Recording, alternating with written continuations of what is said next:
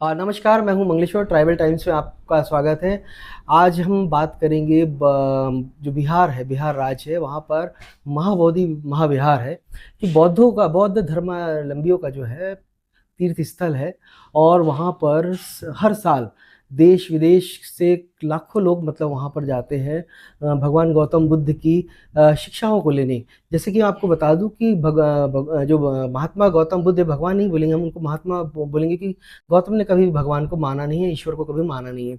तो गौतम जो बुद्ध थे, महात्मा गौतम बुद्ध थे, उन्होंने जो मतलब ज्ञान का प्रकाश दिया है सारी दुनिया को। आज उस ज्ञान के प्रकाश से सारी दुनिया रोशन है।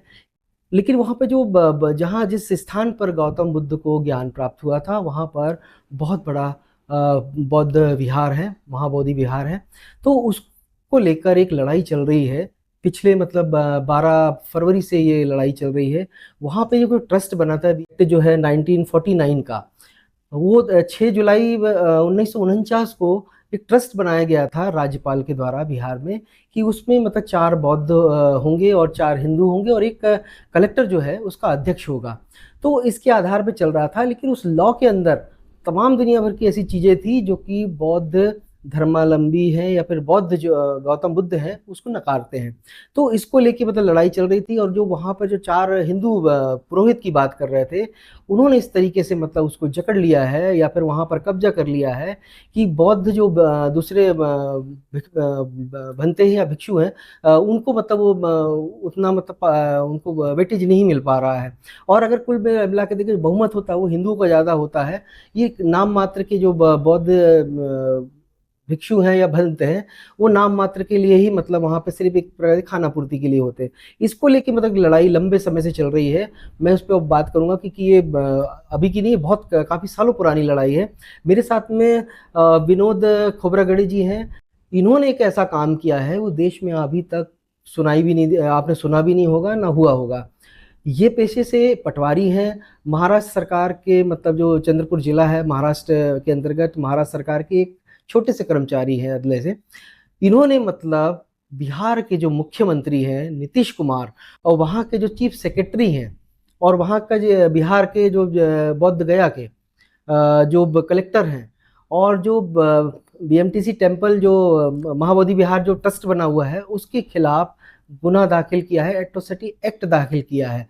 अभी उसकी 18 जून को मतलब सुनवाई है, उस पर आदेश होना है कि वो मतलब किस तरीके से मतलब कार्रवाई मतलब कोर्ट के थ्रू होगी। तो पहली चीज मैं बता दूं कि चंद्रपुर जिले का ये जहां मैं बैठा हूँ, ये वरोरा तहसील है, छोटा सा शहर है। लेकिन यहाँ से बिहार को मतलब ललकारा जा रहा है। और ललकारा क्या गया है, सीधे उस पर एफआईआर दर्ज कर दी गई है, एट्रोसिटी एक्ट लगा दिया गया। तो मेरे साथ में ये सारी चीजें हम विनोद खोबरागड़े जी से पूछेंगे। साहब, बहुत बहुत स्वागत है आपका ट्रैवल टाइम्स में। ये नमस्कार। जी, ये मुख्यमंत्री के ऊपर सीधे एट्रोसिटी एक्ट मतलब देश का पहला मामला है, और वो भी एक छोटे से शहर के मतलब तहसील के वहां से। तो ये अचानक आपको क्या लगा कि सीधे नीतीश कुमार को, मोदी जी भी नहीं ललकार पाते, आप उनको ललकार सीधे एफआईआर ही करवा दी उनकी, ऐसा क्यों? नमस्कार, मैं विनोद कोबरागड़े एक जवाबदार व जागरूक नागरिक हूँ, कायदे का विद्यार्थी हूँ, भारतीय संविधान का अभ्यासक हूँ, लोकसेवक हूँ, जनप्रतिनिधि हूँ और एक आरटीआई कार्यकर्ता हूँ। और ये जो महाबोधि महाविहार टेम्पल एक्ट के बारे में जो 12 फरवरी से आंदोलन शुरू है पूरे भारत के अंदर, और इसके पहले अनागारिक धम्मापाल ने 132 साल पहले आंदोलन किया था। लेकिन आज तक ये महाबोधि महाविहार हमारे कब्जे में नहीं आया है। जब हिंदू के मंदिर हिंदू के कब्जे में है, क्रिश्चियन के चर्च उनके कब्जे में है, मुस्लिम के मस्जिद उनके कब्जे में है, जब हमारे गुरुद्वार सिखों के कब्जे में है, तो हमारा महाबोधि महाविहार ये हमारे बौद्धों के कब्जे में क्यों नहीं है? और ये बहुत बड़ी समस्या जो पूरे देश में अभी चालू है, आंदोलन मोर्चे। तो मेरा जब ध्यान इधर गया तो इसका पहले मैंने जीआर निकाला। जीआर निकालने के बाद जब 6 जुलाई 1949 का जो जीआर है वो विसंगत जीआर है। वहाँ पे 4 हिंदू ट्रस्ट के अंदर 9 जो सदस्य है, 4 हिंदू 4 बौद्ध और वहाँ का जिलाधिकारी वो भी हिंदू, ऐसे 9 रहेंगे। दूसरे वहाँ सेक्शन 3 में अगर वो 5 में से 4 भी अगर इकट्ठा यानी हाजिर हो गए तो वो कोरम पूरा हो जाएगा, ऐसा भी लिखा है। जबकि वो 5 लोग पहले से ही है, यानी बाकी 4 बुद्धों की जरूरत नहीं है। इसके बाद वहाँ पे सेक्शन 9 के अंदर पिंडदान भी कर सकते हैं, वो कानून में लिखा है। जबकि पिंडदान करना हमारे बौद्ध विहार के अनुसार, यानी जो हमने 22 प्रतिज्ञा लिए उसके खिलाफ है। जब ये पूरा विसंगत कायदा जो बना है और चालू है, तो भारत के अंदर जो 26 जनवरी 1950 को जब भारत का संविधान लागू हो गया, वो संविधान के आर्टिकल 13 में ऑलरेडी एक कानून नष्ट होके विसंगत कानून है। अगर विसंगत कानून रहने के बाद, वो नष्ट होने के बाद भी हमारे 75 साल से यहाँ के हमारे भारत के अंदर बहुत सारे विद्वान वकील मंडली है, डॉक्टर है, इंजीनियर है, बड़े बड़े आईएएस अधिकारी है, आईपीएस अधिकारी है, और अच्छे अच्छे पोस्ट पे रहने वाले अधिकारी भी रहने के बावजूद इन्होंने आज तक ये कानून रिजेक्ट करने के लिए क्यों नहीं एफआईआर दाखिल किया, क्यों नहीं रिट पिटीशन दाखिल किया? क्रिमिनल पिटीशन दाखिल कर सकते थे, रिट पिटीशन दाखिल कर सकते थे, स्पेशल लीव पिटीशन दाखिल कर सकते थे, और एट्रोसिटी एक्ट सेक्शन के अनुसार दाखिल कर सकते थे। लेकिन भारत के अंदर आज तक किसी ने भी एट्रोसिटी एक्ट दाखिल किया नहीं। जबकि एट्रोसिटी एक्ट सेक्शन जो अनुसूचित जाति जमाती अत्याचार प्रतिबंध कायदा 1989 और सुधारना 2016 सेक्शन 3(1)(n) में लिखा है कि अगर अनुसूचित जाति जमाती के लोग जिसको आस्था रखते हैं, जिसको वो मानते हैं, वो एक्ट में ऑलरेडी ये जो किताब है ये एक जज ने लिखा है, अनिल वैद्य उनका नाम है, जो नासिक का जज है, इन्होंने ये पब्लिश किया है किताब। और वहाँ पे लिखा है अनुसूचित जाती जमाती के लोक ज्याला पवित्र किंवा अत्यंत आदरणीय समजतात त्या कोणत्याही वस्तूला उद्ध्वस्त करणे, नुकसान पहुंचवणे, खराब करणे ये दखलपात्र गुन्हा है। और जब बिहार महाबोधि महाविहार के इसमें वो लिंगक जो शंकर का है उसकी पूजा कर रहे हैं। अभी अभी बुद्ध पूर्णिमा को वहाँ के बिहार के राज्यपाल महोदय ने वो पिंडदान की पूजा किया है। और वहाँ पे जो तथागत बुद्ध को ज्ञान प्राप्त होने के बाद 5 शिष्यों को जो उन्होंने ज्ञान दिया उसको 5 पांडव बता रहे हैं। वहाँ पे नदी का एक मंदिर है, बाजू में ही मस्जिद है, उसकी जो जमीन की देखभाल नहीं कर रहे। और ये पूरा बुद्ध विहार नष्ट करने के काम वो जो वहाँ के ट्रस्टी लोग कर रहे, जो पंडित लोग बैठे हैं कब्जा करके, वो लोग कर रहे हैं। बाद में यहाँ के देश विदेश से जो 140 बौद्ध देश है, जो वो देश बुद्ध को मानने वाले, वो बुद्ध पूर्णिमा का होता है, करोड़ों रुपए दान देता है। तो दान जाता का है वो नहीं है, वो हमारे अनुयायी लोग वहाँ पे जाते हैं, उनकी सेवा करने का जो वहाँ पे रहने सहने की व्यवस्था नहीं है। ये पूरा पैसा का भी अफरा तफर कर रहे। और इतनी बड़ी विसंगत कायदा रहने के बाद ये महाबोधि महाविहार हमारे हाथ में आज भी क्यों नहीं आ रहा है? एक तरफ अपन देखेंगे कोई एक बीजेपी की सरकार आई तो कांग्रेस सरकार उसका जीआर बदलता है, कांग्रेस की सरकार केंद्र में आई तो बीजेपी की सरकार उसके जीआर बदलता है। अभी अभी चंद्रचूड़ साहब ने जो पिछले कुछ महीने में एक जीआर निकाला था, एक जजमेंट निकाला था, वो हमारी जो देवी है तो उनके बारे में, तो अभी अभी कल परसों हमारे चीफ जस्टिस गवई साहब ने उसका जीआर बदल दिया। जब एक चीफ जज दूसरा चीफ जस्टिस का जीआर बदल सकता है, एक जो भारत सरकार है बीजेपी का वो दूसरी कांग्रेस सरकार का बदल सकता है, तो ये बिहार एक्ट जो विसंगत एक्ट है वो आज तक क्यों नहीं बदल सका? क्योंकि वो तो स्टेट का एक्ट है। और वो एक्ट में आप देख सकते हैं वो जो पूरा जो एक्ट बना है उसमें ऑलरेडी लिखा है ये जो महाबोधि महाविहार मंदिर एक्ट है। एक तो मंदिर हमारा मान्य नहीं है, हम विहार मानते हैं, मंदिर हमारे इसमें आता नहीं है, तो भी मंदिर एक्ट बना है, पहली गलती। दूसरी गलती जो 6 जुलाई 1949 को जो कायदा बना है उसमें मंदिर मस्जिद महंत समिति कैसे रहेंगे, उसमें सेक्शन कलम 3 में जो 4 बौद्ध 4 हिंदू रहेंगे, सेक्शन 3 में जिले का दंडाधिकारी यानी जिलाधिकारी वो भी हिंदू से रहेगा, ये पूरा लिखा है। उसके बाद सेक्शन 9 में जो पिंडदान करेंगे, सेक्शन 9D में मंदिरात पूजा आणि मंदिराच्या जमनी व पिंडदान ये करेंगे। ये जो बाबा साहब ने जो हमको 22 प्रतिज्ञा दिया है इसके सब विपरीत है, अलग है। यानी इतना बड़ा विसंगत कायदा रहने के बाद भी आज वो महाबोधि महाविहार टेम्पल एक्ट देश में चालू है और हमारे लोग आंदोलन मोर्चे कर रहे हैं। नहीं तो कितना जायज मानती जो आंदोलन जो चल रहा है? देखिए ये कानून लोहा का लोहा काटता है, ऐसे एक लोग बोलते हैं, हम्म, तो ये कानून को कानून से ही रद्द करना पड़ता है। जब ये मेरे जैसे अगर भारत के अंदर 800 जिले हैं और ये चंद्रपुर, महाराष्ट्र के चंद्रपुर जिले के वर्रा के अंदर एक डिस्ट्रिक्ट कोर्ट में जब मैं केस एट्रोसिटी दाखिल करता हूँ, वो भी भारत की पहली केस है।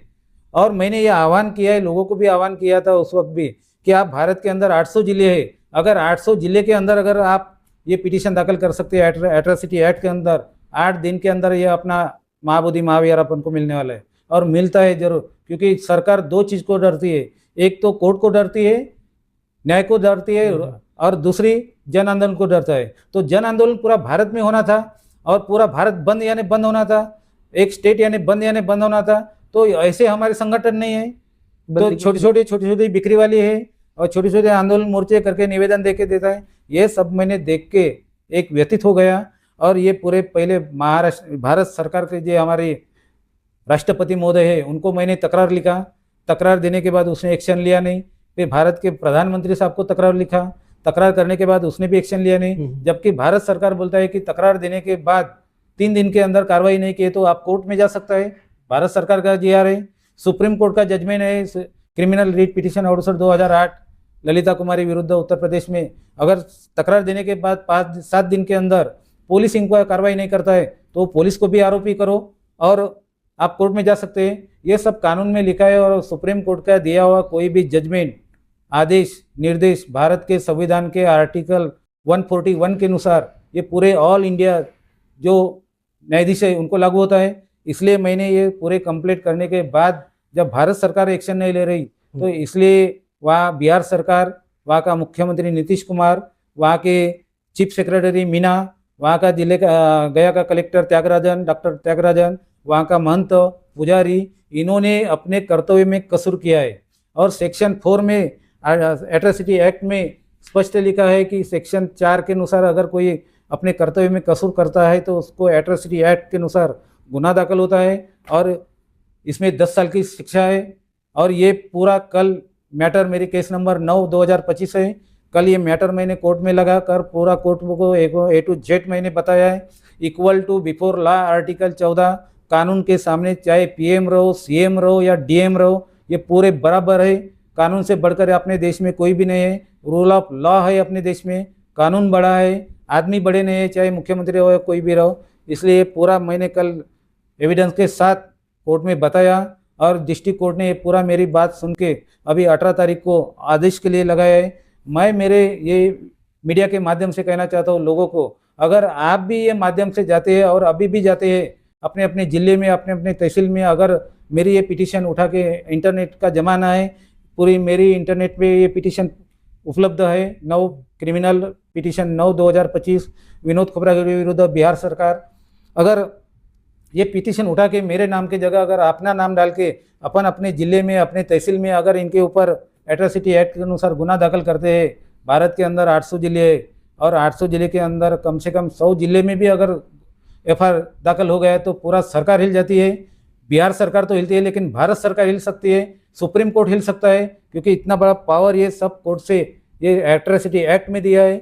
इतना बड़ा पावर देने के बाद अपन लोग यूज नहीं करते। अपन अभी अभी देखे कि जो संसद भवन में एक वक्फ बोर्ड का कायदा पास हो गया, जैसा कानून पास हो गया है वैसे ही वो हमारे मुस्लिम भाइयों ने 100 से ज़्यादा पिटीशन दाखिल किए सुप्रीम कोर्ट में। 8 दिन में अगर 100 से पिटीशन दाखिल किए बराबर, सुप्रीम कोर्ट डर गया, तुरंत उसको स्टे दे दिया और आज भी वो केस पेंडिंग है।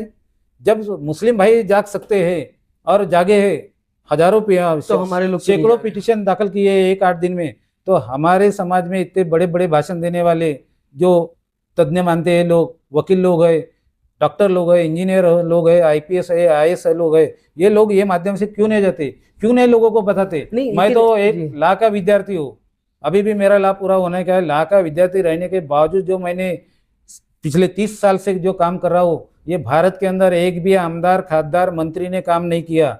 मैं डंके की चोट पे कहता हूँ, जो काम उन्होंने नहीं किया, जो करने को होना था, वो काम मैंने करके बताया है और ये भी काम करके बताने वाला हूँ। तो मेरे ये मीडिया के माध्यम से है कि आप आंदोलन मोर्चे के इसमें नहीं जाते हुए जन आंदोलन करो, पूरे समाज को लेके करो, पूरे देश को, बौद्धों को लेके करो। पूरा इंटरनेशनल कोर्ट, मैंने वो कोर्ट को भी बताया है, डिस्ट्रिक्ट कोर्ट को, जहाँ मेरी ये पिटीशन है। सर बोला आप एक्शन नहीं लिए, तो अगर मेरे को भारत के अंदर अगर ये न्याय नहीं मिला तो मैं international court of justice Netherland के में भी जाने की मैं तैयारी रखूंगा। और भारत के बाहर जो 140 बौद्ध देश है उनको आह्वान करूंगा कि आप मेरी मदद करो, और मैं नीदरलैंड में भी ये केस लड़ सकता हूँ और हमारा महाबोधि महाविहार मुक्त करूंगा। ये कानून के अनुसार करूंगा। ये मैंने कोर्ट में भी कल बताया, परसों के दिन नागपुर में भी बताने वाला था, लेकिन मेरे को बोलने नहीं दिया वहाँ पे कुछ लोगों ने हमारे। लेकिन ये बात मैं समाज को बोलने वाला हूँ, और मीडिया के माध्यम से मैंने रवि भवन में भी पत्रकार परिषद लेके पूरे मीडिया, बहुजन मीडिया को ये बात बताई। आज भी मैं मीडिया के माध्यम से बताता हूँ कि आप आंदोलन मोर्चा ठीक है करो, आंदोलन मोर्चा करना ही चाहिए, लेकिन जन आंदोलन करो, छोटा मोटा आंदोलन मत करो, क्योंकि ये बहुत बड़ा अपना आस्था का सब्जेक्ट है, विषय है। नहीं, लेकिन तो आपसे ये पूछना चाहूंगा कि ये आंदोलन चल रहा था, अचानक कभी ये ऑपरेशन सिंदूर जो चल रहा था उसी बीच मतलब आंदोलन वापस ले लिया जाता है। एक घड़ा वापस लेता है आंदोलन और दूसरा घड़ा बोलता है कि नहीं कैसे ले लिए, यहाँ फूट पड़ जाती है आपस में। अब एक पक्ष दूसरे पक्ष पे आरोप ये लगा रहा है कि इनने पैसे ले लिए, इनके अकाउंट में इतना पैसा आ गया, उनका नाम मैं नहीं लेना चाहूंगा, उसमें कुछ हम समाजसेवी भी हैं अपने। अब वही जो एक आकाश लामा की बात कर रहा हूँ मैं, आकाश लामा का यहाँ पे अब नागपुर में भी सम्मान होता है जो उसी का विरोध हो रहा है। तो आकाश लामा ने जिस तरीके से मतलब इस आंदोलन जो अच्छा फल फूल रहा था, लोग काफी जुड़ रहे थे, देश विदेश से भी लोग मतलब समर्थन कर रहे थे, अचानक वापस ले लेते हैं ऑपरेशन सिंदूर का बता के कि भाई देश में बात भी ठीक है कि देश पे जब ये विपत्ति रही तो थोड़ा बहुत वहां पे सोचना पड़ता है, उसको वापस ले लेते हैं। उसके बाद फिर विनयाचार आ जाते हैं, विनयाचार को जेल में डाल दिया जाता है, और फिर आकाश लामा भी वहां से गायब हो जाते या उनको हटा मतलब कहाँ जाते पता नहीं। लेकिन अब उनका जगह जगह सम्मान कर रहे हैं। तो ये सम्मान करने वालों को क्या इस चीज का पता नहीं है कि ये जो आंदोलन हो रहा था, जैसा आप बता रहे कि ये आंदोलन होना नहीं चाहिए था, हमको कानून के हिसाब से चलना चाहिए था, पिटीशन वगैरह दायर करके, तो क्या इनको नहीं पता? यहाँ पे भी तो बहुत से पढ़े लिखे लोग बैठे हुए हैं। देखिए सर, जब अनागारिक धम्मपाल ने 132 साल पहले ये आंदोलन शुरू किया, और ये लोगों को मालूम है जब 132 साल से ये आंदोलन चल रहा है तब भी अपन को महाबोधि महाविहार मुक्त नहीं हुआ, आज भी नहीं हुआ, तो आंदोलन ये मार्ग नहीं है। अब दूसरा सेकंड मार्ग पकड़ना पड़ता है, जो मैंने अभी बताया एट्रोसिटी एक्ट। ये इतना बड़ा जबरदस्त कानून है, सभी कानून से ऊपर। तो ये कानून के अनुसार सेक्शन 3(1)(n) के अनुसार अगर ये पिटीशन दाखिल करते थे और ये आह्वान करते थे आकाश लामा वहाँ पे महाबोधि महाविहार के यहाँ से, तो ये जो बात अभी जो आंदोलन की चल रही थी तो ये नहीं होती थी। लेकिन 12 फरवरी से लेके वो आकाश लामा वहाँ से आंदोलन का जो चालू था, बीच में हमारे जो विनयचार्य भंते जी है उन्होंने वो आंदोलन पूरा महाराष्ट्र में तेज कर दिया, भारत के अंदर तेज किया, और वो पूरा स्पीड पकड़ लिया। और उन्होंने आह्वान किया कि बुद्ध पूर्णिमा को 12 तारीख को 12 लाख लोग वहाँ आएंगे और वो आंदोलन में एक जन आंदोलन बताएंगे। जब उन्होंने आह्वान किया, उसके आह्वान के ऊपर पूरा काना कोपरा देश से जब लोग वहाँ गए, तो ये आकाश लामा ने 9 तारीख को ही पुलिस प्रशासन को एक चिट्ठी लिख के आंदोलन स्थगित करने का आह्वान किया। आंदोलन स्थगित करने के बाद एक दूसरी तरफ जब विनयचार्य भंते जी, जब इतने बड़े लोग आए तो वो उनको संभालना भी चाहिए। तो जब 14 तारीख को रात को जो विनयचार्य भंते जी है उनको अरेस्ट किया, वो अरेस्ट करने का षड्यंत्र ये आकाश लामा ने किया। इन्होंने पिटीशन यानी एक तकरार दाखिल किया, इन्होंने पुलिस को कंप्लेंट किया। जब ये बात वहाँ पे लोग बता रहे थे सुना, लेकिन मैं जब स्टेज पे था, जब उसका आकाश लामा का सत्कार करने यहाँ पे आए और उसने मार्गदर्शन जाहिर सभा लगाए नागपुर में, तब ये इसकी पोल खोल मैं वहाँ पे करने वाला था कि वो एक तो आकाश लामा पैंट पे है, पैंट पहन के, तो ये भिक्षु है कि नहीं? भिक्षु है ही नहीं। अच्छा, भिक्षु के नाम पे वो कलंक है।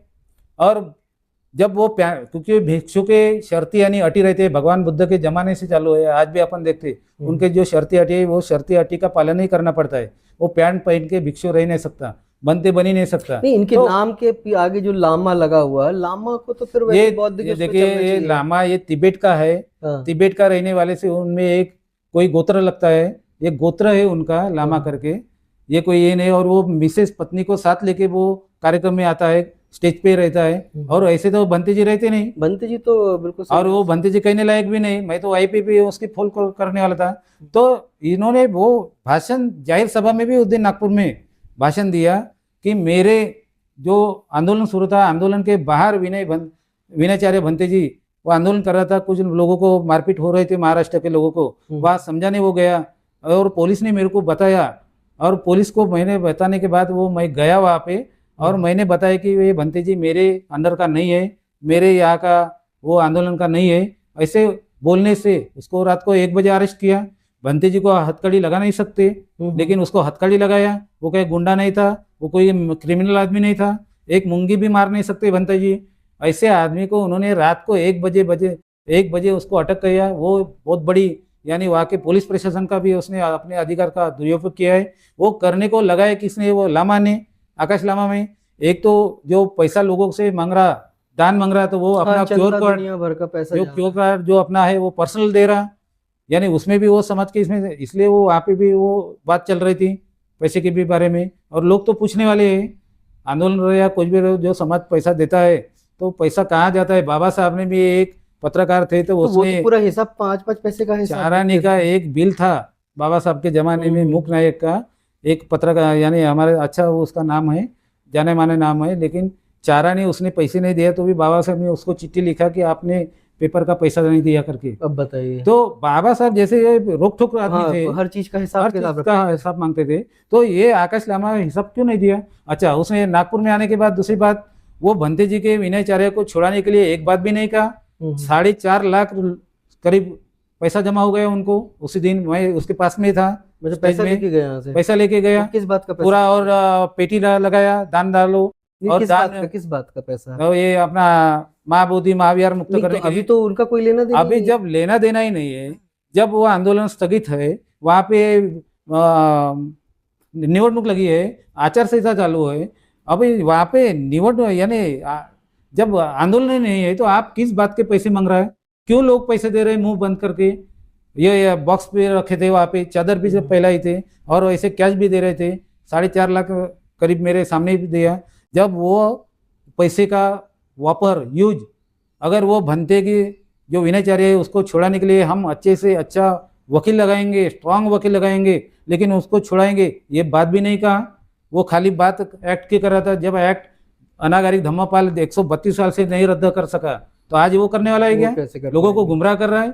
आज वो नागपुर में गुमराह किया, उसके बाद मुंबई में उसकी सभा थी, उसके बाद भोपाल में थी, यानी वो इधर आंदोलन स्थगित होने के बाद वो आज पूरा स्टेट में घूम रहा और पैसा जमा कर रहा है। ये भी एक कलंक है। और वो पैंट पहन के बनते बता रहा, लोगों को समझने क्यों ना। अगर खुदा ना खास्ता अगर तिब्बत का आदमी यहाँ पे महाबोधि महाविहार का मुक्त आंदोलन में खड़ा कर रहा है, सोचो एक बात, अगर ये मुक्त हो गया तो आप क्या तिब्बत के हाथ में देने वाला है क्या? महाबोधि महाविहार भारत का सही बात। किसके हाथ में देने वाले? फिर भारत के बौद्ध लोग है वो सोए है क्या? यहाँ के भंते जी क्या कर रहे हैं? यहाँ के जाने माने हस्ती लोग जो है वो क्या कर रहे हैं? एक तिब्बत का आदमी आके बताता, जिसको कानून मालूम नहीं है, जिसको कानून अभी जो मैंने बताया, ये जो एक्ट बना है 6 जुलाई 1949 को, ये उसको तारीख मालूम नहीं, उसने बताया नहीं वहाँ पे सभा में। फिर किस आधार पे वो जो आंदोलन किस आधार पे कर रहा है? जो कानून का जानकारी नहीं है, जिसको कानून पे मालूम नहीं है, जो भारत की रीति रिवाज मालूम नहीं है, वो पैंट पहन के घूम रहा, वो भी मिसेस के साथ घूम रहा। ऐसे आदमी को लोगों ने जॉब पूछना चाहिए, तो लोग भरभरा पैसे दे रहे हैं उसके। एक तरफ हमारा बनते जेल में है, एक चिवरधारी बनते दूसरे चिवरधारी बनते को जेल में कैसा डाल सकता है?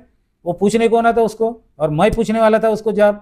मेरे को यहाँ चंद्रपुर से वहाँ के लोगों ने बुलाया, आयोजक ने बुलाया, खोबरागड़े साहब आप भाषण देने आओ, आपने ये एट्रोसिटी एक्ट भारत के अंदर पहली बार दाखिल किया है, तो आप लोगों को बताओ। और जब मैंने वहाँ बताने गया और स्टेज पे मेरा अलाउंस हो गया और मैं वहाँ जाके बैठा उनके लामा के ही पीछे दूसरी लाइन में, तब वहाँ के जो संयोजक थे वो बार बार बोलने लगे कि अगर खोबरागड़े साहब को बोलने दिया तो वो पूरी पोल खोलेंगे।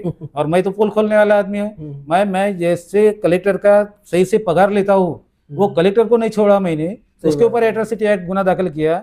जिस गवर्नमेंट से मैं पगार लेता हूँ गवर्नमेंट को नहीं छोड़ा हो, मैं इनको छोड़ने वाला था क्या? मैं जब किसी को पैसा देता तो पैसा जब भी पूछता हूँ मेरा पैसा जाता कहाँ गया है, कहाँ यूज हो रहा है, वो तो मेरा पूछना काम है। समाज क्यों नहीं पूछता? समाज क्यों आंख बंद करके किसी को अंधे भक्त बन के पैसा देता है?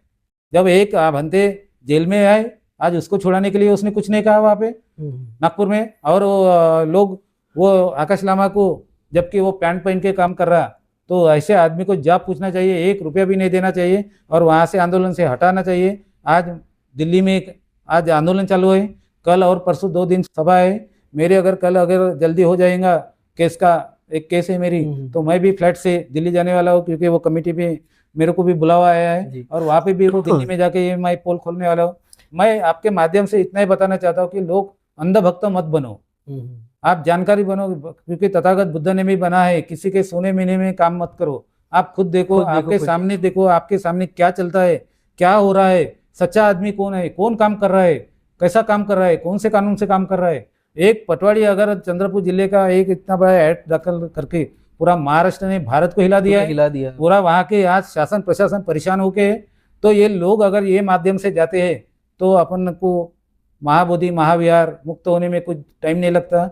लोगों को इतना है, आप पिटीशन दाखिल करो, एट्रोसिटी एक्ट दाखिल करो, कई सारे भी एक्ट दाखिल करो, क्योंकि नागरिक है, तुमको नागरिक को दाखिल करने का अधिकार है। और आपको नई कानून मालूम रहा तो मेरी ये पिटीशन है, ऑनलाइन उपलब्ध है, आप ऑनलाइन उपलब्ध 9 क्रिमिनल नंबर 9 है 9/2025, ये पूरी पिटीशन 165 पेज की पिटीशन है, ये आप उठाओ और अपने अपने जिले में जो मैजिस्ट्रेट है स्पेशल कोर्ट एट्रोसिटी एक्ट के, उनके यहाँ दाखिल करो, मेरे नाम की जगह अपना नाम डालो और अपने कुछ संगठन के जो है वो भी दाखिल कर सकते हैं। हर एक संगठन ने अगर पुलिस स्टेशन को पास संगठन ने अगर तकरार दिया और पुलिस स्टेशन थानेदार ने वो तकरार की दखल नहीं लिया तो 6वें तकरार को सस्पेंड होता है थानेदार। ये भी लोगों को मालूम नहीं है आज तक।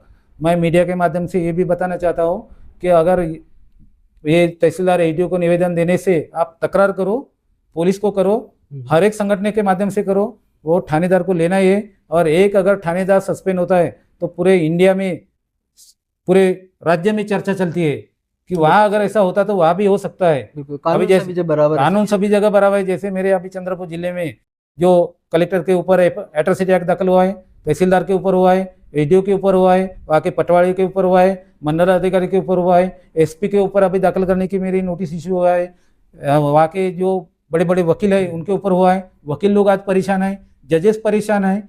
तो ये परेशान कहाँ से हो सकते हैं? कानून में होते हैं, कानून को लोग डरते हैं या जन आंदोलन में डरते हैं। तो ये महाबोधि महाविहार, अब ये आखिरी सवाल आपसे कि ये जो आंदोलन जो चल रहा है लंबे समय से, ये आंदोलन को आप क्या मानते हैं, ये आंदोलन होना चाहिए नहीं होना चाहिए? नहीं, कैसा है सर, आंदोलन एक लोगों के सरकार के ऊपर एक दबाव रहता है और दबाव के लिए आंदोलन भी जरूरी है, क्योंकि वो आंदोलन ऐसा भी छोटा मोटा नहीं होना चाहिए, पूरा भारत में होना है। और वहाँ पे देश भर में जो एक कोई तज्ञ है तो उसने आह्वान करने को ना भारत बंद का, तो पूरा भारत बंद नहीं। लेकिन भंते जी लोगों को अब आंदोलन करने की जरूरत कहाँ से पड़ गई, ये भी तो एक सवाल उठता है। अभी देखो ये भंते जी लोग, समाज जो कार्य करते हैं उनके पीछे रहना चाहिए। हाँ, उनको आगे नहीं, वो आने की उनको वो जो देशना देने का काम है, ये काम उनका है। और फिर उनके जो शब्दों में मैंने देखा है कुछ अभी बयानबाजी ऐसी आ रही सोशल मीडिया के माध्यम से, बड़ा मतलब जो बोल रहे हैं वो शोभा नहीं देता है उन लोगों को। नहीं नहीं नहीं, कैसा है, भंते जी का काम है समाज को प्रबोधन करना, संयम रखना चाहिए, संयम रखना, प्रबोधन देना और उनको मार्गदर्शन करना, उनके पीछे खड़े रहना। और समाज में जो लोग है ना, कई सारे वकील लोग है, डॉक्टर है, इंजीनियर है, प्रोफेसर है, IAS IPS अधिकारी, उनको बुलाना, उनकी संगठन बनाने का, उनको संगठन बना के उनके संगठन को सपोर्ट करने का, उनको माध्यम बताने का और ये रास्ता बताने का, संयम रख के। इसको कुल मिला के आप फ्लॉप शो ही मानते हैं इस आंदोलन? नहीं, ये आंदोलन बोले तो पूरा फ्लॉप शो है, कोई होना भी नहीं है। नहीं नहीं नहीं, मैं आंदोलन, अभी आप देखे मैं कितने सारे यानी कानून के दायरे में रह के कितने सारे काम किया है जो आमदार खासदार मंत्री ने किया भारत के अंदर। एक IAS अधिकारी IPS अधिकारी ने किया ऐसे काम मैं कोर्ट में रह के किया। जब कोर्ट से और न्याय विधि अगर कोई चीज अगर हो जाती है, आंदोलन की फिर आवश्यकता नहीं, फिर आंदोलन होती है तो फिर जन आंदोलन हो, ये छोटा मोटा आंदोलन नहीं होना चाहिए। नहीं, हाँ, तो आंदोलन सरकार आंदोलन होना चाहिए। सरकार दो चीज को डरती है, एक जन आंदोलन यानी पूरे भारत में, ये तो जन आंदोलन है नहीं, मोर्चा पूरे भारत में बंद यानी बंद, तो ये जन आंदोलन होता है। क्योंकि ये सिर्फ भंते जी लोगों का आंदोलन हो गया है, ये आम व्यक्ति आम लोग नहीं जुड़ पाए हैं इससे, इसलिए ये फ्लॉप आंदोलन हो रहे हैं। और ये फ्लॉप आंदोलन के जरिए से बदनामी भी हो रही है बदनामी भी होती है। कि और लोग हंसी के पात्र बन रहे हैं। हाँ तो ये थोड़ा सा मैं यहाँ पे मतलब भंते जी हमारे लिए बहुत आदरणीय है, भंते जो होते हैं हमारे बौद्ध धर्म में। लेकिन सवाल उठता है कि ये जो आंदोलन करना था पहले बैठ के मतलब आम जो जनता थी, मतलब अपने लोग थे, उनके बीच में बैठ के डिस्कस करना था कि हमको ऐसा करना है, सबकी राय लेनी चाहिए थी। अचानक ये खड़ा कर दिया जाता है, और वो भी अब कुल मिला के ये जो आंदोलन है अब फ्लॉप हो गया है। फ्लॉप इसलिए बोल रहा हूँ कि पहले आंदोलन चलता है, गति पकड़ता है, गति पकड़ने के बाद अचानक फिर कोई कारणवश मतलब उसको वो कर लिया जाता है, फिर शुरू होता है। फिर वहां पे पता लगा कि एक भंते जी को, ये भी बड़ी बात है कि भंते जी को जेल में मतलब डाल दिया जाता है, क्योंकि किसी भी धर्म में आज तक हमने नहीं देखा कि किसी मतलब ऐसा साधु संत या कोई भी हुआ उसको जेल में हुई है। क्योंकि यहाँ पे तो हमारे सीधे सीधे भंते को मतलब जेल में डाल दिया जाता है। जनता, आम आदमी जिनको हम बोल रहे हैं, हमारे लोग जिनको बौद्ध धर्मावलंबी बोलते हैं ना, और वो बौद्ध को मानने वाले खामोश घरों में बैठे हुए हैं, सिर्फ बिहारों में जाते हैं, अब मतलब आराधना करते हैं, वंदना करते हैं, इतना ही काम रह गया है। लेकिन आगे की रणनीति क्या करनी है इस पे, जैसे कि अभी खोबरागढ़ी जी बोल रहे हैं कि अगर 800 जिले हैं देश में, एक एक जिले से अगर एक एक व्यक्ति भी अगर या संगठन मिलके भी अगर एक एक मतलब ये पिटीशन दायर करता तो बहुत बड़ा सरकारों पे दबाव बनता, और ये जो इतना लंबा जो आंदोलन चला ना, ये चलता भी नहीं।